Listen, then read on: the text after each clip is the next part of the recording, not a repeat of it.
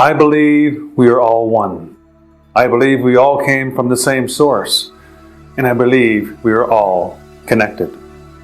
We all have the knowledge, experience, and wisdom to know this, but the challenge is realizing this and then acting on it. We've all had our share of challenges and struggles in life, and all of this experience can be used to help other people. In fact, in a way, it makes us experts in everything we've accomplished so far. That's one of the main reasons we're here, to help others. We're not here just for us. We're here to experience life's ups and downs, and by helping others grow and learn ourselves. Perhaps Muhammad Ali said it best when he said, "Service to others is the rent we pay for our room here on earth." My story began after going through a very difficult divorce, losing my father to lung cancer, and shortly after, losing my mother to the same horrible disease. Losing my faithful dog Kayla, who followed me to every couch I was allowed to crash on and every basement I was allowed to sleep in. Going from a 6-figure income to $10.50 an hour, washing cars at a local dealership, and getting fired from that job for taking just 4 days off for my mother's funeral. Standing by and watching helplessly as my car drove away as it was being repossessed, and finally having to declare personal bankruptcy. I was broke, scared, and alone. I had no one else to turn to, and the cavalry certainly wasn't coming. So if I wanted to stay in this world and make something of myself, I had to do it. No one else could walk my path, no matter how painful it had become. I knew the answer lay deep somewhere inside me, so I went deep into self-discovery. Who was this Mike Aren guy anyway? Why was he even here? These are the types of questions we ask ourselves when we hit rock bottom and start to feel all is lost. I started to read every spiritual guide and self-help book I could get my hands on, and I started meditation practice as well. Then I met Travis. I was out for my usual morning walk, and as I rounded the corner, I saw something lying in a lump at the side of the road. As I approached it, I realized it was a human being. In fact, it was a young man. I walked up to him to see he had no shoes. He had no socks. His shirt was untucked and his pants were undone. In other words, he was a complete mess. I shook him to try to wake him, and he slowly started to come back to life. "Are you okay? Are you okay?" What?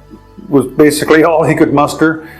He was obviously very disoriented and still recovering from whatever he had been into the night before. I found out his name was Travis, and he lived on the opposite side of town. Apparently, he was partying with friends and set out on his own to try and walk home. I asked him if he had a cell phone. He didn't. And normally I never took my phone with me on my morning walks, but for some reason today, I did. So I decided to call him a cab. "You got any money, Travis?"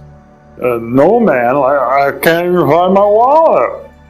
Whoa, wow. Well, I opened my wallet and I found that I had a $20 bill, which was unusual because I didn't have much money and didn't carry much. So I called the cab company, and that was exactly what they said it would cost to get him home. I gave Travis my money, and as I did, he just looked up at me in disbelief, as if he had never been treated with this much kindness before. He started thanking me profusely, and I just told him, "It's okay, man. I've been down before too, and everything would be okay." As I turned and walked away, I started to feel this incredible wave of love just pouring over my body. I started to cry uncontrollably. I was bawling, tears just running down my face. I was so overcome by this sense of joy that I had helped this young man, that I was able to show such unconditional love to a complete and total stranger, someone I would have previously just walked on by. It just came out. It wasn't calculated at all. It was just so natural, like it was meant to be. I knew then that this is what I had to do with the rest of my life. Service to others. Muhammad was right. So I began a journey. I began a journey to find out how I could help others. Then I realized, who the heck am I to help others unless I could help myself first? If I could change my life, rise up from this terrible physical, emotional, and financial place I'd gotten myself into, perhaps then and only then could I help others do the same. You see, I believe we are all destined for greatness. We are all here to serve others, and we are all connected. And by practicing a few simple principles, my life began to change. I started to meet the people I needed to meet. I got the steady job I needed. I got into the relationships that called to me to help me learn and grow. I believed in me again and my passion to help others. The universe began to help me in ways that I previously thought was impossible. I couldn't believe what was happening. I went from broke, bankrupt, and confused to financially secure, successful, and living in the waterfront home of my dreams in just 2 short years. I still can't believe so much has happened in just 2 years.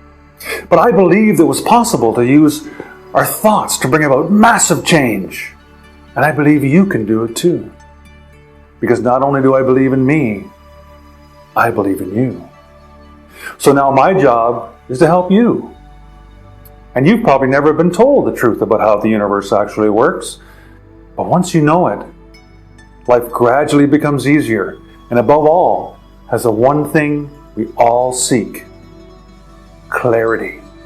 To see clearly who we truly are, why we are here, and how to discover your true purpose in life. How many of you out there think that life's just not fair? I know there are many of you, because I used to be one as well. Well, let me tell you, folks, you're absolutely right. Life isn't fair. In fact, the cards are overwhelmingly stacked in your favor.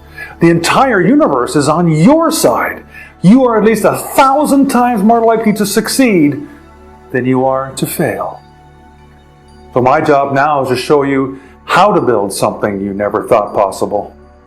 To help you realize that all you ever needed is already there inside you. I already believe in you.